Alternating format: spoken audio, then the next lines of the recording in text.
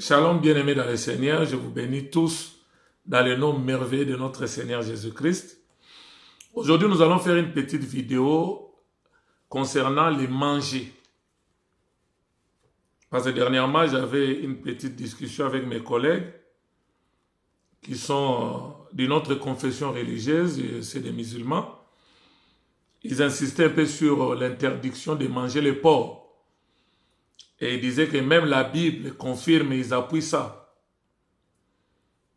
L'interdiction de manger la viande de porc. Maintenant, nous allons essayer d'éclairer l'opinion publique, surtout nos abonnés de la Bonne Nouvelle TV 78-70. Likez nos vidéos, faites des commentaires pour nous encourager dans le travail que nous sommes en train de faire. Je prends la parole de Dieu dans le livre de Deutéronome, chapitre 14. Je prends le premier verset jusqu'au verset 8. Et vous notez aussi Lévitique 11, les versets 7 à 8. Ceux qui prennent note, Ésaïe 66, les versets 17 à 18 et Actes chapitre 10. Donc tous les versets. Voilà ce que dit la Bible.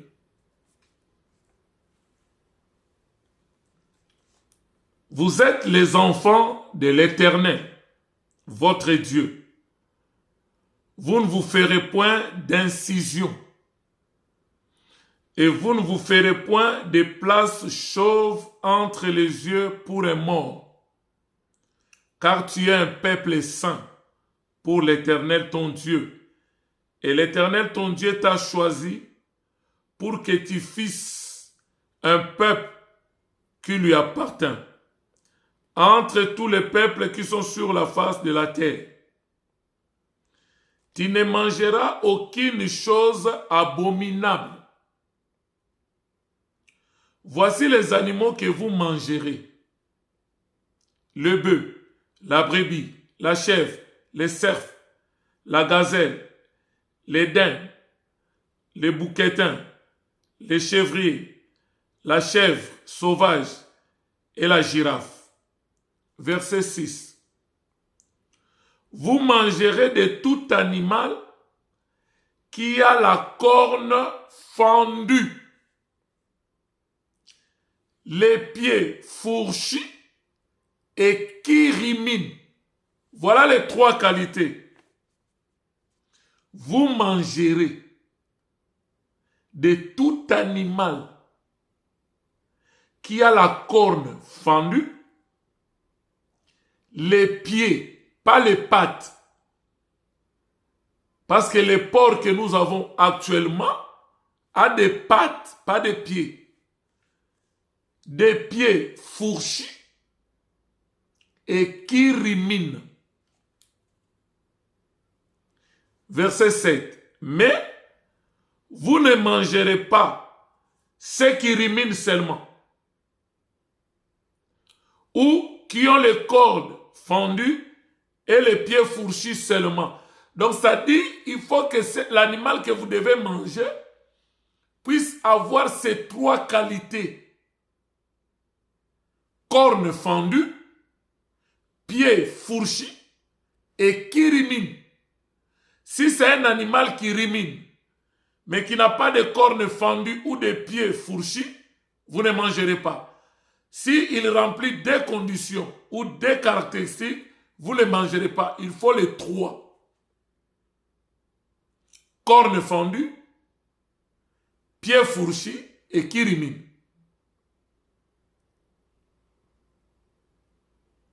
Il dit ainsi: vous ne mangerez pas les chameaux. Donc les chameaux fait partie des animaux impurs. Les lièvres et les damans qui riminent, mais qui n'ont pas les cornes fendues Donc, les chameaux, les lièvres, les damas, ils ont d'autres qualités. Ils ont les pieds fourchis. Ils ruminent, mais ils n'ont pas les cornes fendues. Donc, comme ils n'ont pas rempli les 3 critères, les 3 caractéristiques, ils deviennent impurs. Vous ne les mangerez pas. Il continue au verset 8. Vous les regarderez comme impurs. Vous ne mangerez pas les porcs. C'est là où il y a les problèmes avec les musulmans, nos amis musulmans. Maintenant, quel genre de porc que la Bible interdisait aux Juifs de manger? Les porcs qui étaient considérés impurs. Écoute maintenant les porcs là. Vous allez comparer avec les porcs que nous connaissons maintenant. Il dit, vous ne mangerez pas les porcs qui a la corne fendue. Est-ce que nos porcs, nos cochons là qui sont là avec nous, ils ont des cornes fendues?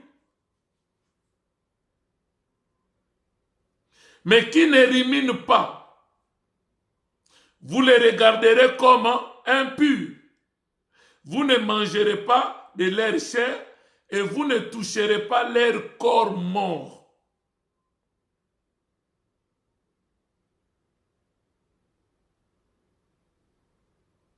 Quand nous regardons les porcs que nous avons aujourd'hui,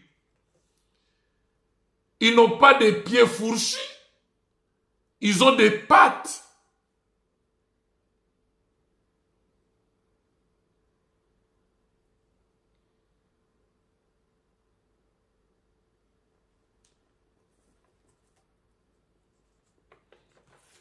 Alors d'abord dans Ésaïe 66, on va voir un truc là.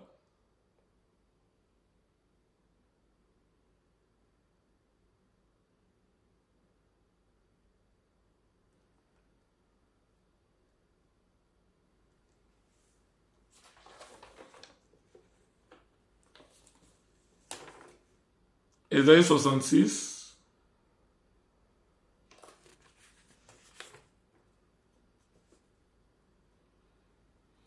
La Bible dit, ceux qui se sanctifient et se purifient dans les jardins au milieu desquels ils vont un à un, qui mangent de la chair de porc, des choses abominables et des souris, tous ceux-là périront, dit l'Éternel. Je connais leurs œuvres et leurs pensées. Le temps est venu de rassembler toutes les nations et toutes les langues. Elles viendront et elles verront ma gloire. Donc là, on nous montre les gens qui mangeaient la chair de porc, des choses abominables et des souris, tout cela périront, dit l'Éternel. Donc, la porc dont Dieu interdisait, il pouvait avoir des cornes fendues, des pieds fourchis ou qui ruminaient.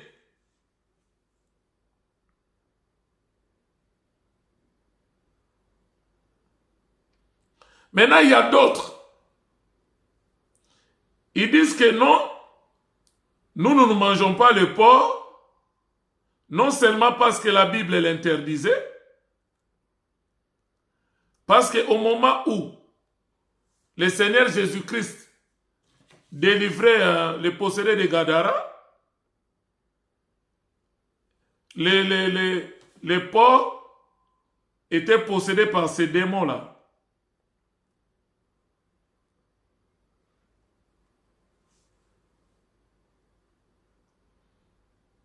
Là, je suis dans l'évangile de Matthieu chapitre 8. Je prends le verset 28. Lorsqu'il fut à l'autre bord, dans le pays des Gadaréniens, des démoniaques sortirent des sépulcres, vinrent au-devant de lui. Il était si furieux que personne n'osait passer par là. Et voici, il s'écria, qu'y a-t-il entre nous et toi? Ça, c'est les démons qui possédaient ces gens, parlaient à Jésus. Qu'y a-t-il entre nous et toi, fils de Dieu? Les démons reconnaissent que Jésus est fils de Dieu, mais il y a des gens aujourd'hui, il y a des religions qui ne veulent pas accepter que Jésus est fils de Dieu. Ils ne veulent pas accepter qu'il est Dieu manifesté dans la chair. Mais les démons, des gens qui sont destinés à aller en enfer, reconnaissent que c'est lui qui est en face de nous, qui veut délivrer les possédés que nous, les hommes que nous avons possédés. Il veut nous chasser, il veut délivrer ces hommes-là. C'est lui qui est en face de nous. Nous n'avons aucun pouvoir sur lui. Nous ne pouvons rien devant lui. Mais il vient, nous savons qu'il est fils de Dieu. Parce que nous sommes des anges déchus. Avant d'être déchus, nous étions au paradis. Nous les connaissons. Qu'y a-t-il entre nous et toi, fils de Dieu? Es-tu venu ici pour nous tourmenter avant les temps? Le diable connaît les jours où il doit être tourmenté. Il connaît les jours où il doit être lié pendant 1000 ans, sans opérer, pendant les règnes millénaires. Là, je suis dans Apocalypse au chapitre 20. Et combien ils seront jetés dans les temps de feu et de soufre en enfer. Au moment où ils se sont rebellés au ciel, après leur rébellion, c'est là où Dieu a créé l'enfer. Donc l'enfer a été créé pour Lucifer et les anges qui l'ont suivi. Maintenant, Lucifer, Satan le diable, qui est devenu Satan le diable, et les anges qui l'ont suivi, les démons, ils ont dit, nous n'irons pas seuls en enfer, nous devons séduire les hommes, convaincre les hommes, pour que les hommes aussi rejettent Dieu, leur créateur, qu'ils nous suivent, comme ça nous irons ensemble en enfer.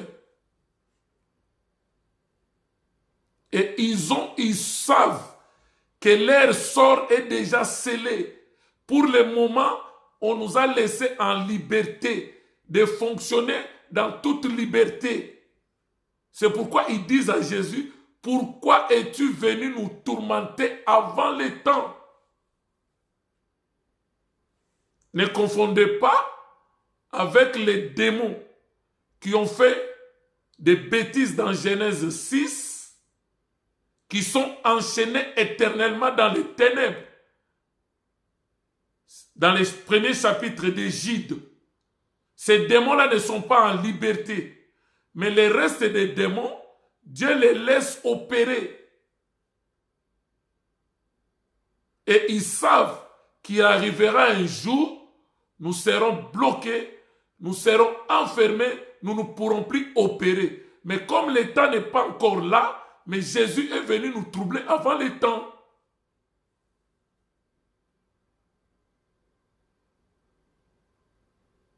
Donc d'un côté, ils avaient un peu raison pour dire, nous avons trouvé ces hommes comme notre demeure. Quand nous sommes en eux, on se sent un peu à l'aise. On ne peut pas aller dans des lieux arides, là on souffre. Maintenant, ils disent quoi? Es-tu venu ici pour nous troubler avant le temps? Verset 30. Matthieu chapitre 8. Il y avait loin d'eux un grand troupeau de pourceaux qui paissaient. Les démons priaient Jésus, disant, si tu nous chasses, envoie-nous dans ces troupeaux de pourceaux.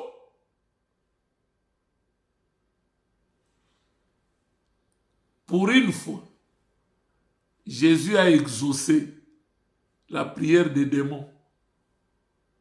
Parce que d'un côté, il est venu le troubler avant le temps. Il a compris que d'un côté, ils ont raison de réclamer que tu viens de nous troubler avant le temps. Mais comme Jésus, il est le Dieu manifesté, il est le créateur par excellence. L'homme est sa créature.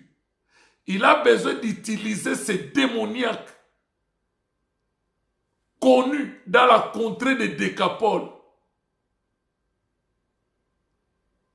Vous allez voir dans l'histoire, quand il a délivré ces hommes, les hommes voulaient le suivre.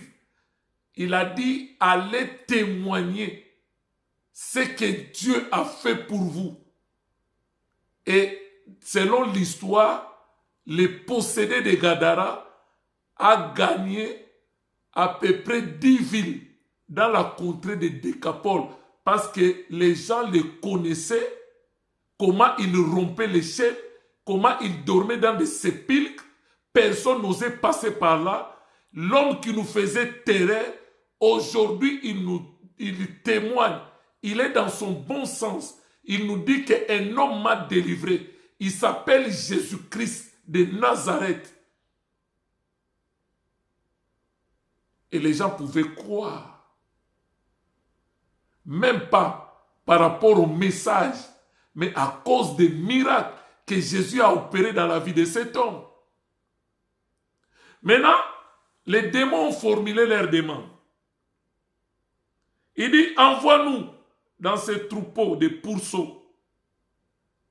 Jésus a exaucé leur prière. Il leur dit, allez.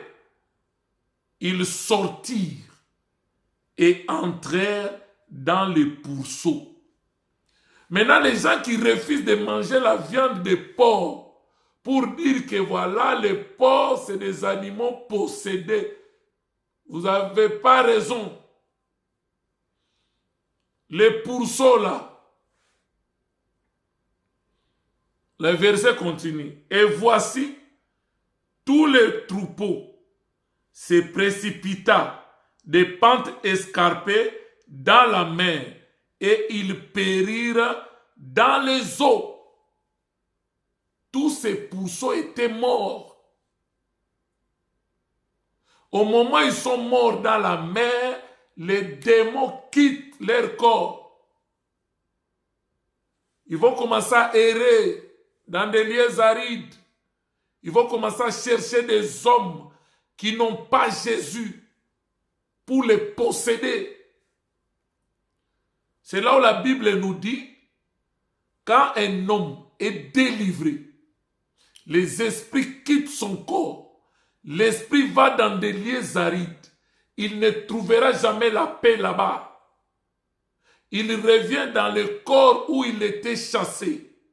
S'il trouve que dans ce corps-là, quand il était chassé, le corps était nettoyé, mais Christ n'avait pas pris place dans ce corps-là, il va aller prendre cet esprit plus méchant que lui pour venir posséder cet homme et la condition de cet homme sera encore pire.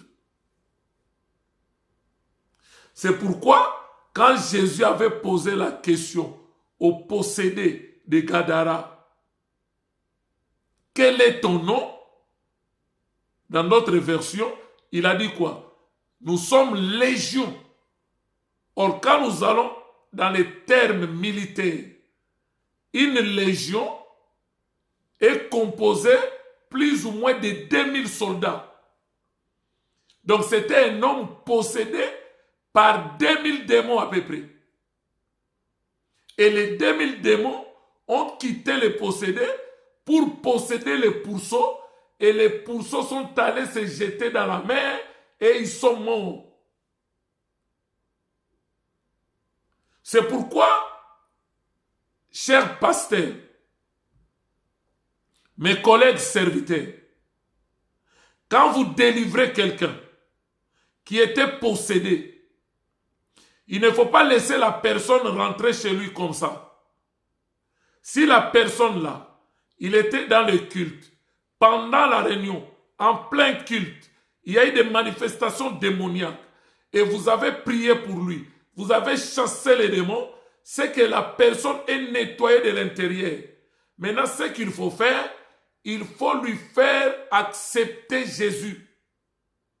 Qu'il comprenne qu'il doit inviter Jésus dans sa vie. Il est vrai que Jésus t'a délivré. Mais vous devez l'accepter, le recevoir dans votre vie comme Seigneur et Sauveur, qu'il fasse de vous son habitation. C'est là où Jésus dit, celui qui croit en moi, moi et mon Père, nous ferons de lui notre demeure. C'est là où l'apôtre Paul pouvait dire, dans Galates 2, le verset 19 à 20, j'ai été crucifié avec Christ, j'ai été enseveli avec lui, je suis ressuscité de nouveauté avec lui. Maintenant, si je vis, ce n'est plus moi qui vis, mais c'est Christ qui vit en moi. C'est là où nous disons ceci. La vie chrétienne, ce n'est pas toi, tu dois vivre ta vie. Non. La vie chrétienne, c'est laisser Jésus vivre sa vie au travers de toi. C'est ça la vie chrétienne. Mais il y a mes amis musulmans de foi, ça les dépasse. Ils disent, mais si Jésus là est votre Dieu, il vit en vous. Oui. Ils rigolent. Des fois, ils se moquent. Il est en nous et avec nous en même temps. C'est-à-dire, nous, notre Dieu est omniprésent. Il est omnipotent, il est omniscient. Il n'est pas limité. Il dit, Moïse, tu diras au peuple qu'il se sanctifie pendant 3 jours et qu'ils viendront sur la montagne. Moi, l'Éternel, je descendrai sur la montagne et moi-même, je leur parlerai du haut des cieux.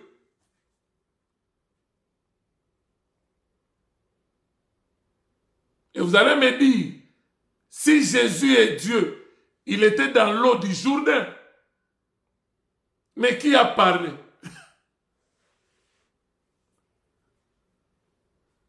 Le Père a parlé. Le Saint-Esprit est descendu sur lui comme une forme de corporelle de la colombe. Nous voyons la manifestation de ces trois. Père, Fils et Saint-Esprit.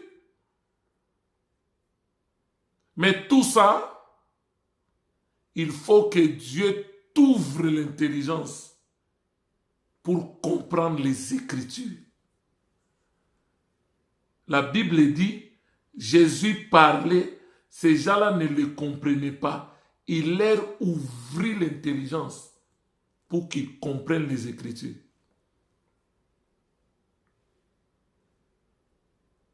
La Bible dit, ceux qui les faisaient paître, s'enfuir et allèrent dans la ville raconter tout ce qui s'était passé et ce qui était arrivé aux démoniaques.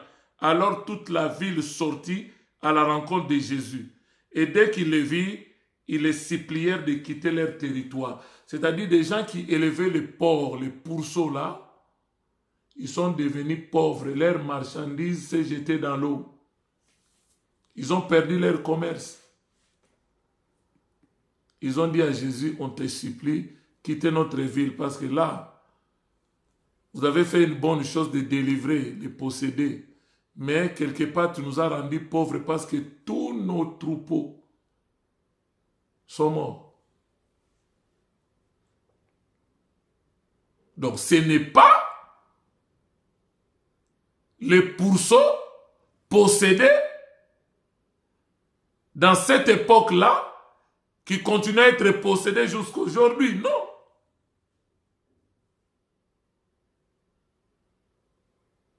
Les porcs que la Bible interdisait,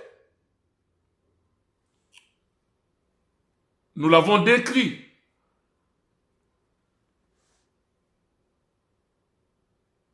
Je prends Lévitique 11.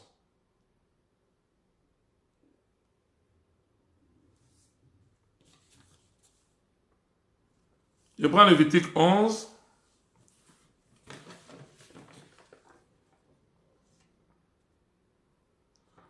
Je prends le verset 7 à 8.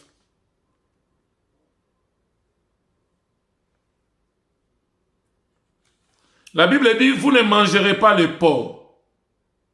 Quel porc que vous ne mangerez pas? Qui a la corne fondue? Est-ce que les porcs que nous avons là, qu'on vend au marché, est-ce qu'ils ont des cornes? Non. Les pieds fourchis, est-ce qu'ils ont les pieds ou ils ont des pattes? Mais qui ne rumine pas, vous les regarderez comme impurs. Vous ne mangerez pas leur chair et vous ne toucherez pas leur corps mort. C'est ça les porcs que la Bible interdisait aux enfants d'Israël de manger.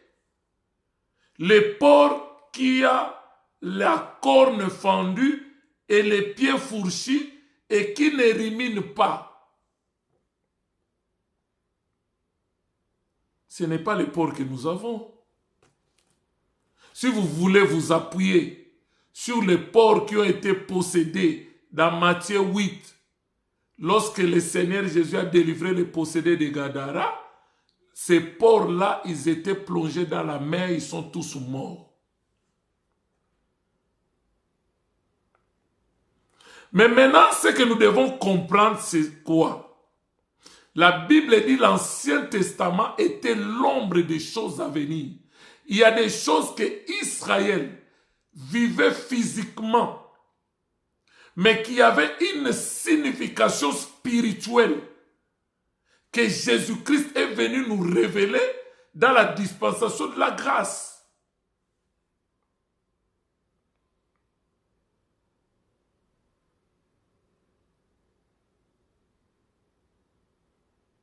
Un jour, je parlerai un peu sur ça. Lorsque la Bible dit, si ta main droite est une occasion de chute, coupe cette main. Maintenant, ma question, c'était dans la loi de Moïse. Maintenant, est-ce que les enfants d'Israël coupaient leurs mains droite? Non. Mais cela avait une signification spirituelle.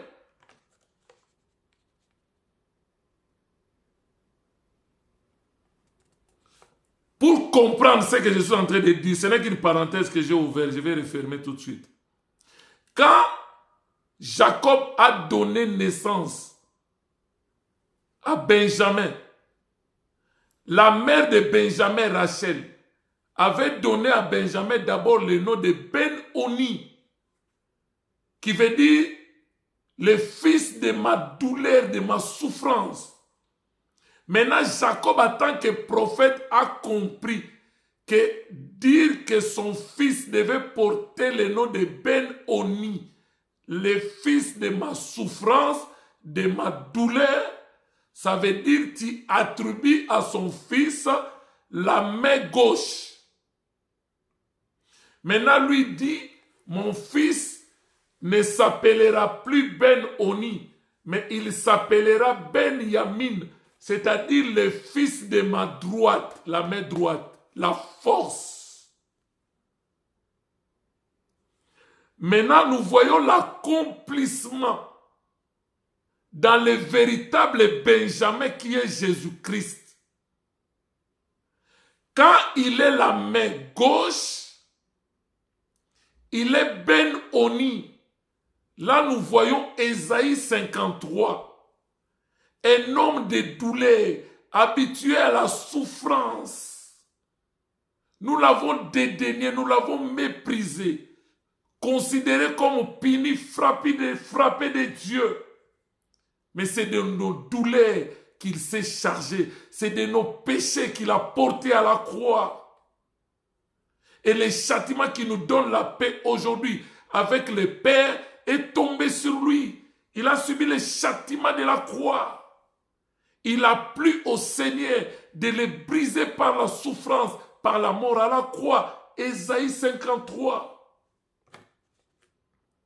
Mais quand il est ressuscité, il devient maintenant Benjamin. Il n'est plus Ben-Oni. Il devient maintenant le fils de ma droite, la force. C'est là où la Bible dit, l'Éternel a dit, le Seigneur a dit à mon Seigneur, assieds-toi à ma droite. Parce que assieds-toi à ma droite jusqu'à ce que je fasse de tes ennemis ton marchepied. Après la résurrection, il devient Ben-Yamin. C'est-à-dire Benjamin, le fils de ma droite, la force. Maintenant, cette loi, quand la main droite est une occasion de chute, tu coupes. Lorsque vous coupez la main droite, vous restez avec la main gauche. Or, Israël, Jésus, pour eux, était comme une occasion de chute. Une pierre d'achoppement. L'apôtre Pierre nous l'a dit. Maintenant, qu'est-ce qu'Israël a fait? Il a coupé la main droite, c'est-à-dire par la crucifixion, nous l'avons rejeté, qu'il soit pendu au bois. Donc, prophétiquement parlant, au moment où Israël a rejeté Jésus, c'est la main droite qui lui servait de scandale. Il l'a coupée et Israël est resté avec la main gauche. Voilà pourquoi prophétiquement, Israël est dans la souffrance. C'est là où Jésus a dit, quand il est retourné à Jérusalem avant sa crucifixion, il dit, ô Israël, toi qui tues les prophètes, tu tues les gens qui te sont envoyés. Aujourd'hui, le chemin qui conduit à ta paix, ce chemin est caché. L'ennemi viendra sur toi. Il te serrera de tous côtés. Ils t'environneront. Ils te serreront de tous côtés. Il te détruira, toi et tes enfants. Et aucune pierre ne demeurera en place.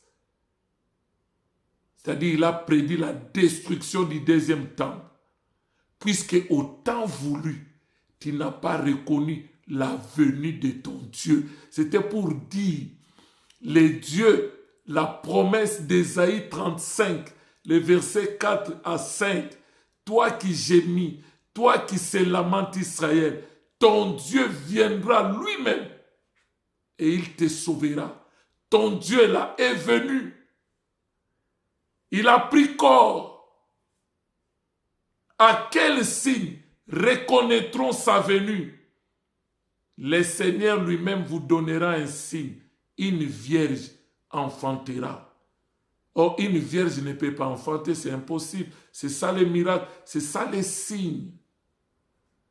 Ésaïe 7, 14. La jeune fille, la vierge enfantera. Et le saint enfant qui naîtra de cette vierge sera appelé Emmanuel. Emmanuel qui signifie Dieu avec nous. Dans Luc 1, quand l'ange est apparu à Marie pour l'accomplissement d'Ésaïe 7, 14, Marie a dit, je ne connais point d'homme. Comment cela sera-t-il possible? Il dit, le Saint-Esprit viendra sur toi.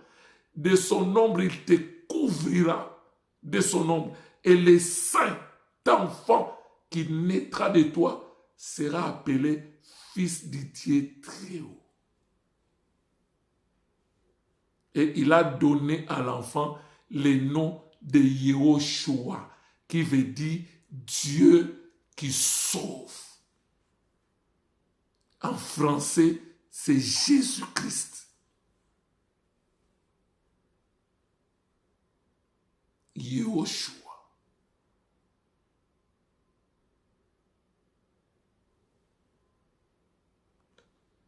Ils ont rejeté Yehoshua.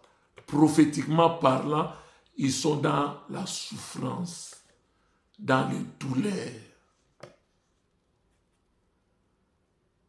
la guerre israélo-palestinienne. Ils ne retrouveront jamais la paix jusqu'à ce que Christ reviendra. Apocalypse 19. Parce qu'au temps voulu, tu n'as pas reconnu la venue de ton Dieu.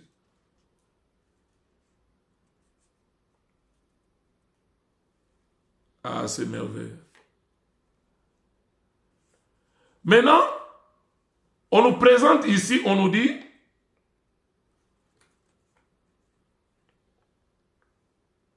écoute, ainsi, vous ne mangerez pas les chameaux qui ruminent, mais qui n'a pas la corne fendue. Vous les regarderez comme impurs. Donc, les chameaux aussi étaient un animal impur. Mais nous avons dit ceci. L'Ancien Testament était l'ombre des choses à venir. Il y a des choses que nous voyons dans l'Ancien Testament qui préfiguraient ce que Jésus-Christ allait accomplir pour la nouvelle alliance. Il y a des choses que Dieu interdisait en Israël physiquement, de ne pas manger ça, ça, ça. Maintenant, cette interdiction avait des significations spirituelles que les Juifs ne comprenaient pas. Mais nous, Dieu nous a fait grâce. Il nous a ouvert l'esprit. Avec l'aide du Saint-Esprit, nous comprenons ces choses. C'est pourquoi vous allez voir. Dans Actes, au chapitre 10, vous prenez le verset 1 jusqu'au verset 48. Nous n'allons pas lire, nous gagnons le temps. Pierre, en tant que juif, il connaissait la liste des animaux impurs. Mais il fait une vision. Dieu lui donne une vision, une nappe qui vient du ciel, avec des animaux impurs. L'Éternel lui dit, comme tu es en jeûne et prière, tu as faim, tue et mange. Pierre a regardé et dit, mais Seigneur, comment pourrais-je manger des animaux impurs que toi tu nous interdis? Il voulait maintenant donner la leçon à Dieu pour dire que tu as oublié la loi que tu nous as donnée. Tu as oublié la liste des animaux impurs que tu nous as donnée. Tout ce que je vois là dans la nappe que tu me dis de tuer et manger, ce sont des animaux impurs. Et l'Éternel dit à Pierre, c'est que moi l'Éternel, je considère pur, toi un humain, tu ne peux pas le considérer impur. Maintenant, par rapport à cette vision, Dieu voulait faire comprendre à Pierre, il vous est strictement interdit, selon Matthieu chapitre 12, par le Seigneur Jésus-Christ, d'aller prêcher la bonne nouvelle aux païens, aux non-juifs, aux gentils. N'entrez pas dans leur ville, moins encore dans leur maison. Mais pendant ce temps, il y avait un non-juif, un citoyen romain, un centenier, un non-juif qui priait Dieu. Et Dieu l'a exaucé, qui faisait des aumônes. Mais Dieu a dit, envoie quelqu'un à Joppé, dans la maison d'un certain Simon, il y a mon apôtre qui est là, qu'il vienne. Maintenant, quand Dieu a donné à Pierre la vision avec des animaux impurs, c'était pour enseigner à Pierre, autrefois, les non-juifs, les gentils, les païens, moi je les considérais impurs. Je vous interdisais même d'aller les prêcher. Je vous interdisais même d'aller dans leur ville. Je vous interdisais d'entrer même dans leur maison. Mais aujourd'hui, je les considère purs. Il dit à Pierre, ces gens qui vont venir, ne refusez pas. Il faut les suivre. Et quand Pierre est allé là-bas, il était accompagné par d'autres juifs. Corneille a expliqué la vision qu'il avait eue. Et la Bible dit quand l'apôtre Pierre a ouvert sa bouche, comme celui qui avait reçu les clés du royaume pour ouvrir la porte du royaume aux Juifs les jours de la Pentecôte dans Acte 1, il devrait ouvrir aussi la porte du salut aux païens, aux non-juifs dans Acte 10. La Bible dit quand il a ouvert la bouche, il a commencé à proclamer la bonne nouvelle du royaume. Le Saint-Esprit est descendu sur tous ceux qui étaient dans la maison. Corneille, sa famille et les gens qui étaient tout autour de lui. Ils étaient tous baptisés dans le Saint-Esprit. C'est là où l'apôtre Paul a dit, Pierre a dit, si l'Éternel a baptisé du Saint-Esprit, c'est que nous on considérait comme impurs, des païens, des non-juifs, qui n'avaient pas droit à l'héritage des juifs. Est-ce que nous maintenant, allons-nous les empêcher de recevoir le baptême d'eau? Si Dieu lui-même les a approuvés, qui sommes-nous pour les contester? Donc par là, nous comprenons maintenant que les animaux que Dieu interdisait aux enfants d'Israël, qui étaient comme des animaux impurs, représentaient tout un peuple que nous sommes, que nous étions.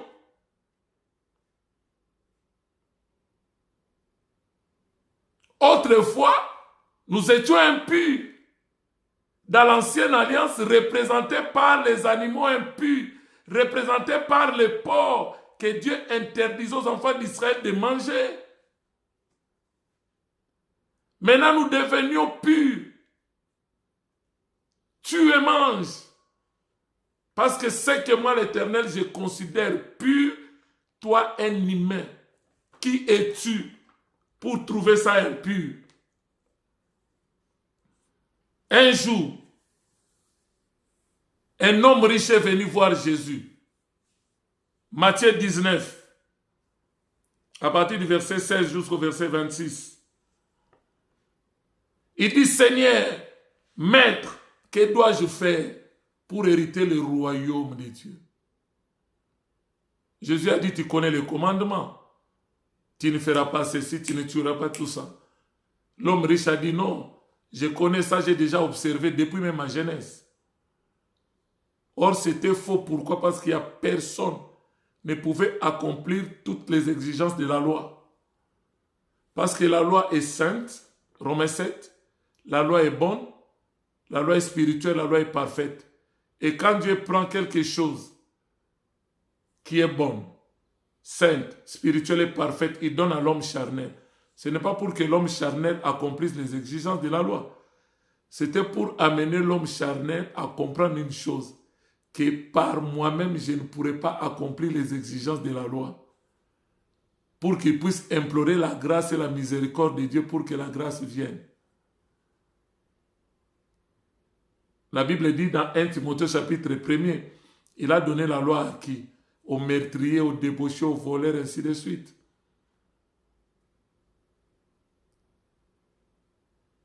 La loi est comme le thermomètre.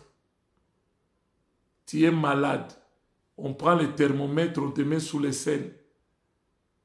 Quand on regarde, il te dit, ta fièvre touche 40 degrés. Mais moi, le thermomètre, la loi, je ne peux pas te soigner. Va à l'hôpital. C'est là où il y a les traitements. Or, l'hôpital, là, c'est ça la grâce. C'est là où tu vas te faire soigner. C'est ça le but légitime de la loi. Maintenant, il dit, j'ai accompli tous les commandements en bas. Jésus l'amène maintenant dans la dimension spirituelle. Il dit, comme tu es l'homme riche dans ce monde, moi je te dis, va, vends tout ce que tu possèdes. Tu auras les trésors au ciel, alors viens sur moi. Il dit, mais je suis un homme riche. Ah là, non. vendre tout ce que je possède, que je devienne pauvre pour te suivre. Ah non. La Bible dit Jésus-Christ l'aimant. Après maintenant, il dit aux disciples, il est difficile à un homme riche d'entrer dans le royaume de Dieu, d'entrer au ciel. Mais il est plus facile à un chameau de passer dans le trou d'une aiguille.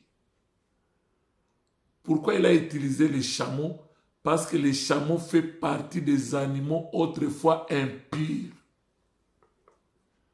Or, les chameaux préfiguraient nous, le peuple des gentils, les non-juifs qui vont entrer dans l'alliance avec Jésus, les branches de l'olivier sauvage qui seront greffées dans l'olivier franc, qui est Jésus, contrairement à notre nature.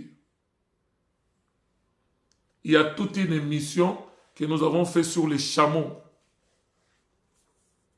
Abonnez-vous dans notre chaîne, La Bonne Nouvelle TV. Comme ça, vous allez chercher cette émission, vous allez suivre. Il y a plusieurs détails là-bas. Likez nos vidéos, faites des commentaires pour nous encourager dans ce travail que nous sommes en train de faire pour le Seigneur. Donc, c'était pour dire, l'homme riche ne pourra pas entrer tout simplement parce que son cœur est attaché à sa richesse.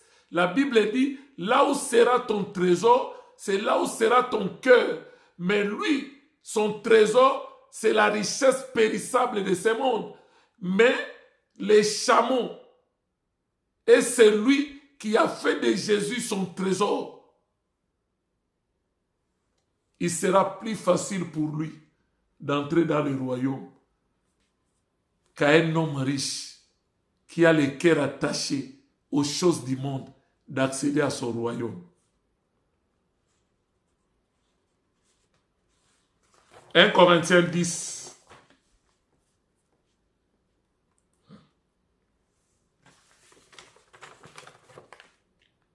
Nous allons terminer par là.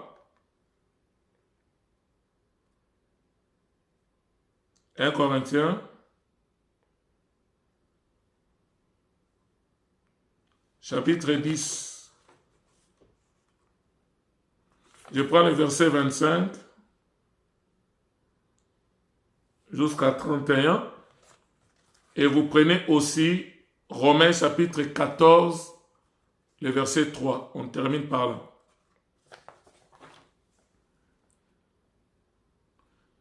Écoute ce que dit l'apôtre Paul. Mangez de tout ce qui se vend au marché. Le porc est vendu au marché. Mangez. Si on vend les chameaux, mangez. Autrefois, interdit en Israël, les porcs qui avaient des cornes fendues, des pieds fourchis et qui ne ruminaient pas. Mais les porcs que nous avons là aujourd'hui, ce n'est pas ces porcs-là. Cette espèce-là n'existe plus. Mangez de tout ce qui se vend au marché, sans vous enquérir de rien par motif de conscience.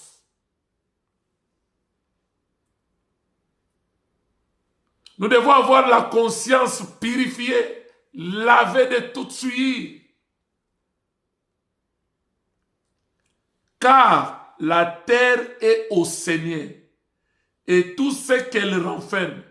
Si un non-croyant vous invite et que vous vouliez y aller, mangez de tout ce qu'on vous présentera sans vous enquérir de rien par motif de conscience. Si on vous invite, on vous présente à manger, mangez. N'ayez pas de motif de conscience. Comme il y a nos amis musulmans qui souffrent, halal ou halal ou pas halal, porc ou pas porc. Hein? Mangez de tout ce qui se vend au marché. avec action de grâce.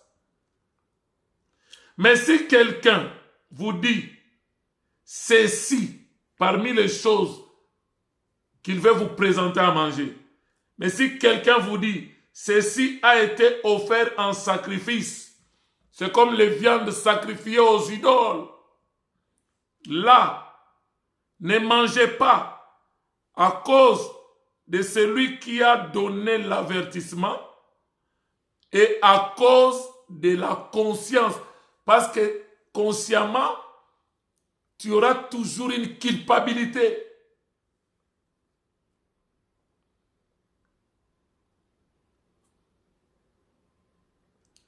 Et verset 29, il dit, je parle ici, non de votre conscience, mais de celle de l'autre.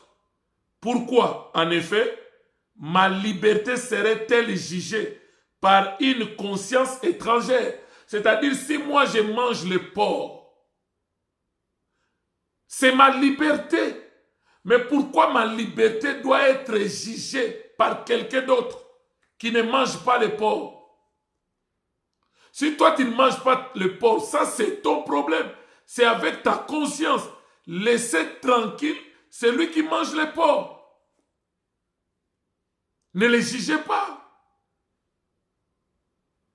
Si je mange avec action de grâce, pourquoi serais-je blâmé au sujet d'une chose dont je rends grâce? Si je mange le porc avec action de grâce, dans la joie, pourquoi voulez-vous me juger? Moi, ma conscience est tranquille. Il n'y a pas de culpabilité quand je mange le porc. Pourquoi vous voulez faire de ma liberté une prison? Je dois manger de tout ce qui se vend au marché avec action de grâce.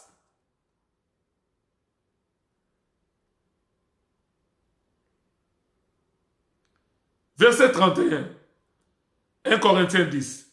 Soit donc que vous mangiez, soit que vous buviez, soit que vous fassiez quelque chose, il dit quoi? Faites tout pour la gloire de Dieu. Tout ce que vous mangez, tout ce que vous buvez, tout ce que vous faites, tout ce que vous faites, faites-le pour la gloire de Dieu. Pas pour la gloire des hommes.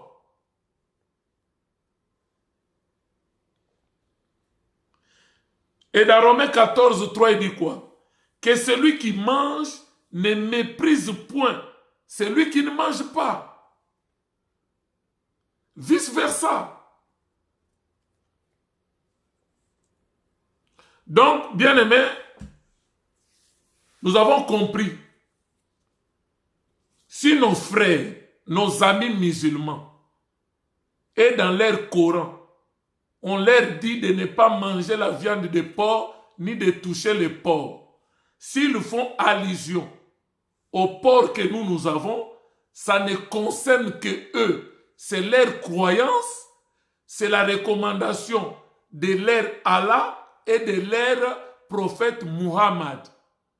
Mais pour nous les chrétiens, dans la Bible, le porc qui a été interdit, ce n'est pas le porc que nous avons là. C'est le porc qui avait des cornes fendues et des pieds fourchis et qui ne ruminait pas. Or, quand nous prenons nos porcs aujourd'hui, nos porcs actuels, que nous mangeons, que moi j'aime bien cette viande, ils n'ont pas de cornes fendues. Ils n'ont pas de pieds fourchis, ils ont des pattes. Donc c'est déjà à ne pas confondre avec cette espèce de porc que la Bible interdisait dans l'Ancienne Alliance. Maintenant, nous avons compris le sens spirituel de toutes ces interdictions. Là, nous voyons l'explication dans Acte 10, la vision que Dieu a montrée à Pierre pour l'envoyer chez un non-juif qui est Corneille. Il a vu une nappe qui descendait avec des animaux impurs, les porcs dedans, les chameaux dedans. Dieu dit, tue et mange. Lui veut donner la leçon à celui qui avait donné l'interdiction que la chose qui est impure, je ne peux pas tuer et manger. Et Dieu a dit, c'est que moi l'Éternel, je considère pur, toi tu ne peux pas considérer impur. Donc c'était pour dire, les non-juifs, autrefois considérés comme des païens, comme des animaux impurs, maintenant ils sont considérés. Ils vont entrer dans mon alliance. Je vais les sauver. Et Pierre est allé ouvrir les portes du ciel, les portes du royaume à Corneille, les non-juifs. Parce que dans Matthieu 16, l'Éternel a dit, je te donne les clés du royaume. C'est à qui tu fermeras la porte, sera fermée. C'est à qui tu ouvriras, sera ouvert. La première fois, il a ouvert la porte aux Juifs dans Acte 2, le jour de la Pentecôte. Et aux non-juifs, dans Acte 10, il a ouvert à Corneille. Et par là, nous entrons aussi dans l'alliance. Donc c'est pour nous dire, nous avons compris l'essence spirituelle de l'interdiction que Dieu faisait donner aux enfants d'Israël dans l'ancienne alliance. Ça représentait tout un peuple que nous étions. Maintenant où nous ne sommes plus impurs, Dieu nous considère maintenant, nous devenions ses enfants. Et nous avons aussi droit au royaume. Les branches de l'olivier franc, des Juifs qui sont là, l'olivier franc conformément à leur nature, parce que le salut vient des Juifs, et nous, coupés dans la forêt, les branches de l'olivier sauvage, on vient nous greffer dans l'olivier franc qui est Jésus, contrairement à notre nature, parce qu'on était impurs. Maintenant, nous tous, nous formons ce que nous appelons l'Église, l'épouse du Seigneur qu'il viendra prendre lors de l'enlèvement. 1 Thessaloniciens 4, le verset 16 à 18, à un signal donné, à la voix d'un archange, au son de la trompette, il descendra du ciel. Les morts en Christ ressusciteront premièrement, et ensuite, nous les vivants, qui seront vivants à cette période-là, nous serons transformés et nous irons à la rencontre de l'époux dans les airs. Que l'Éternel vous bénisse. Mangez de tout ce qui se vend au marché avec action de grâce. Parce qu'il y a d'autres nourritures qui viennent même du monde des ténèbres. Voilà pourquoi tout enfant de Dieu, avant de manger quoi que ce soit, vous devez prier. Avant de boire quoi que ce soit, vous devez prier. Parce que le monde est tellement pollué, il y a certaines choses, certains articles qui viennent du monde des ténèbres, qui viennent pour envoûter les enfants de Dieu, qui viennent pour que ceux qui vont manger, qu'ils deviennent encore de plus en plus incrédules, même nos enfants qui deviennent incrédules pour ne pas accepter la parole, pour ne pas accepter Jésus dans leur vie. Mais quand vous priez, vous neutralisez toute influence négative sur ces nourritures et vous les mangez avec action de grâce en remerciant l'Éternel d'avoir pensé à vous et de penser aussi à ceux qui manquent. Que l'Éternel vous bénisse. N'oubliez pas de vous abonner dans notre chaîne La Bonne Nouvelle TV 78-70. La Bonne Nouvelle TV 78-70. Que l'Éternel vous bénisse. Likez nos vidéos, partagez nos vidéos et Dieu ne manquera pas de vous bénir. Soyez bénis au nom de Jésus-Christ. Amen.